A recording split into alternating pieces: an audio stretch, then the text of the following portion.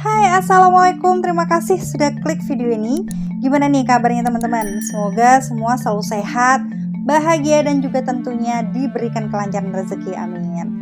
Nah nih buat para cowok-cowok, pernah gak sih kalian itu diputusin sama pacar kalian dengan alasan bahwa ih kamu tuh terlalu baik buat aku, jadi kita gak cocok. Nah loh, seakan-akan para cewek-cewek ini doyannya pria-pria bejat ya kan. Nah di kasus kali ini ada seorang wanita cantik, dia malah harus kehilangan di tangan seorang pria yang mantan narapidana. Nah seperti apa sih kisah lengkapnya? Yuk kupas tuntas di channel Rikaro.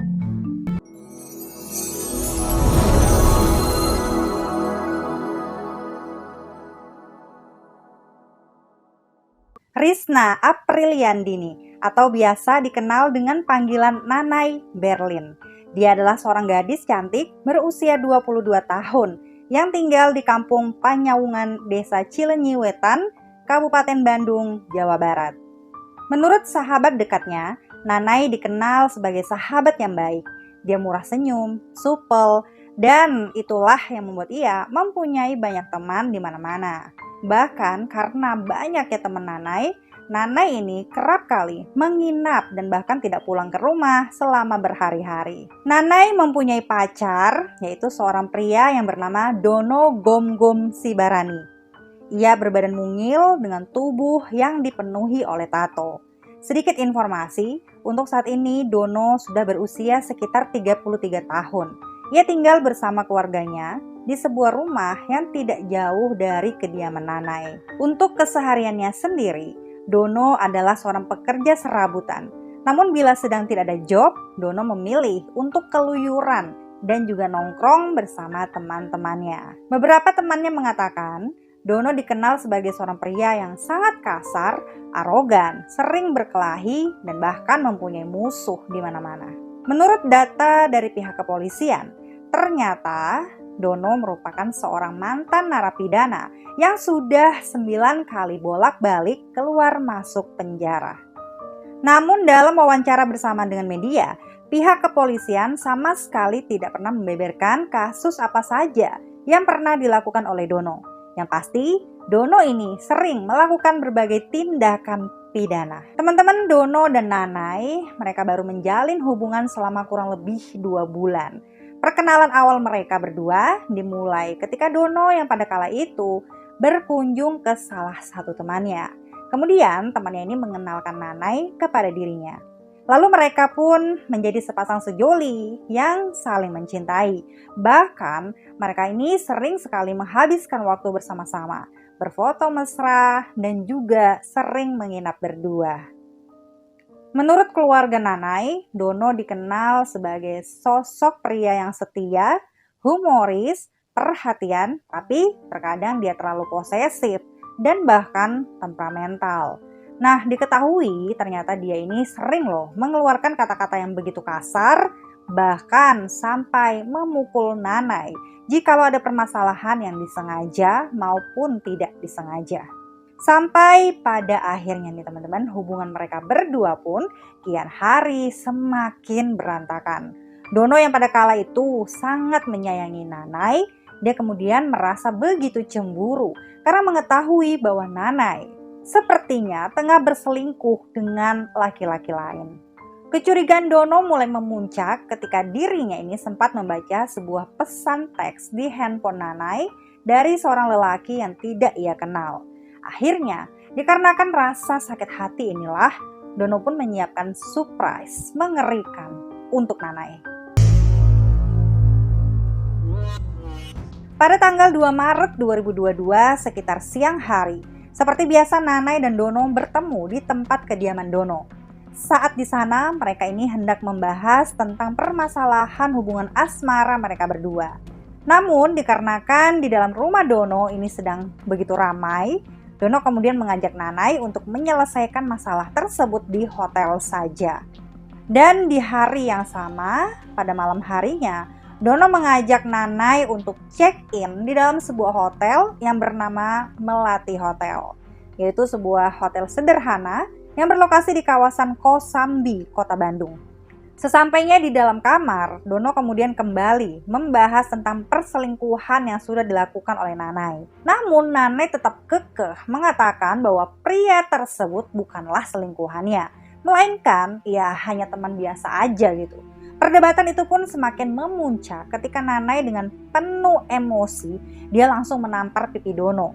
Dan merasa bila pacarnya ini kok sudah kelewatan batas, Dono kemudian memutuskan untuk membeli beberapa botol Amer dengan tujuan untuk membuat Nanai ini tidak sadarkan diri. Nah, dikarenakan Nanai kemudian minum terlalu banyak, akhirnya dia pun tertidur pulas. Namun teman-teman, saat dalam keadaan tertidur, tiba-tiba saja Dono ini langsung menganiaya Nanai dengan mencengkram kuat bagian leher Nanai sampai dia kehabisan nafas dan kemudian meninggal di tempat.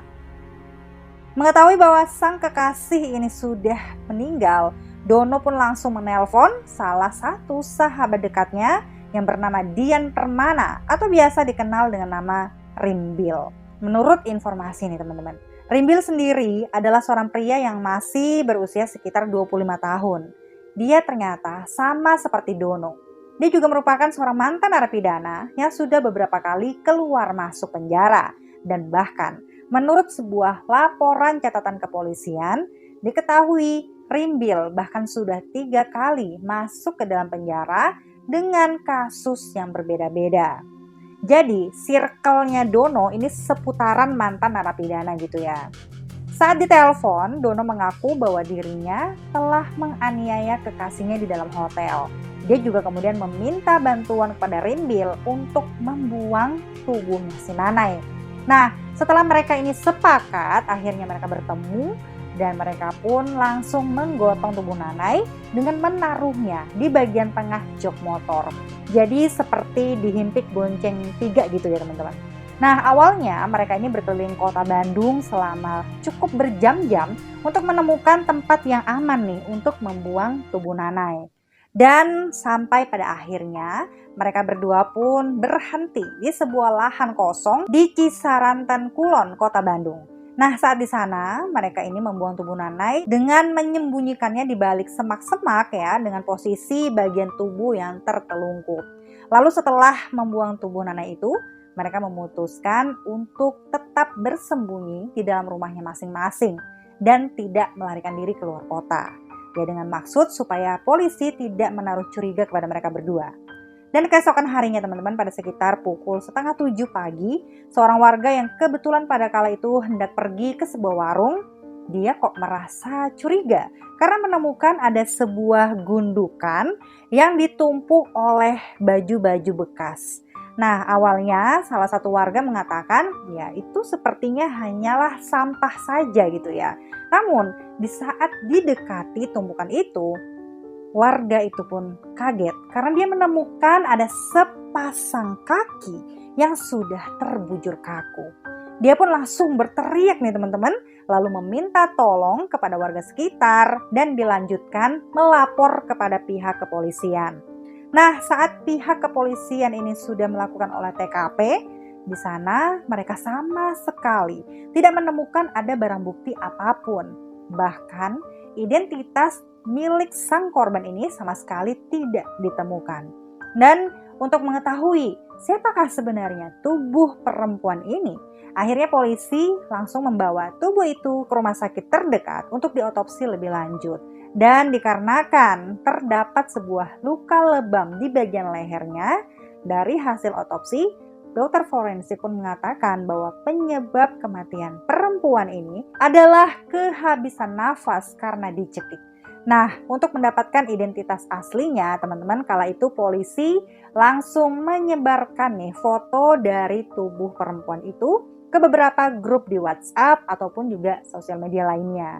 Akhirnya, setelah berita ini pun viral, keluarga Nanai pun langsung mengklaim bahwa tubuh perempuan itu adalah anak kandungnya yang selama beberapa hari ini tidak pulang ke rumah. Dikarenakan ya mengacu kepada sebuah tato naga yang berada di bagian tangan kanan Nanai. Keluarga merasa sangat yakin bahwa itu adalah tubuh Nanai. Dan setelah melakukan olah TKP dan juga penyelidikan yang cukup panjang, akhirnya nih pada tanggal 5 Maret 2022, polisi pun berhasil mengungkapkan siapa pelaku pembunuhan sadis ini. Teman-teman, pelakunya tidak lain adalah seorang pria yang merupakan kekasih dari Nanai dan dibantu oleh sahabat dekatnya. Setelah mereka berdua ini sudah ditangkap di tempat kediamannya, akhirnya mereka pun mengaku bahwa motif di balik pembunuhan ini hanyalah karena rasa sakit hati Dono kepada Nanai, yang pada kala itu Dono yakin bahwa Nanai sudah melakukan perselingkuhan dengan laki-laki lain. Sementara nih teman-teman, untuk Rimbil sendiri, dia mengaku tidak begitu kenal dengan Nanai. Dan diketahui dia ini kala itu hanya membantu Dono untuk membuang tubuh tersebut. Dan teman-teman, atas perbuatan bejatnya ini, akhirnya Dono didakwa atas tuduhan pembunuhan berencana dengan ancaman hukuman mati atau penjara seumur hidup.